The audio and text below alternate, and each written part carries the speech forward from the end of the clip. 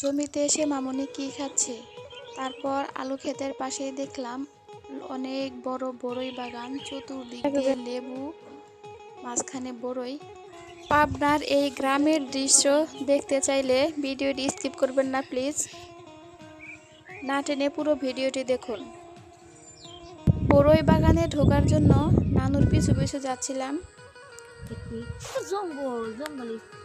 দু চোখ যেদিকে যায় নানা রকম চাষ, ধনিয়া সস, মিষ্টি আলু, মরিচ, টমেটো, পেঁয়াজ, রসুন, পটল, কোনটা নেই এখানে। সব কিছুর চাষ একসাথে দেখে আমার অনেক আনন্দ লাগছিল। এদিকে আমার কাজিন আমাকে আমার কাণ্ড দেখে হাসছে, আমি ভিডিও করছি আর খুশিতে আত্মহারা।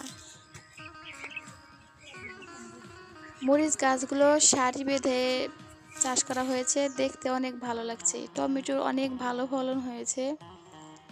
সব কিছুর ফলন এদিকে অনেক ভালো হয়।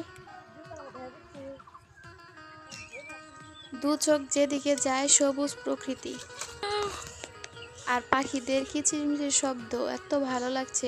চারদিকে হাঁটাহাঁটির পরেও রাস্তা পেলাম না, আগের রাস্তা বন্ধ করে দিয়েছে, তাই চলে আসলাম।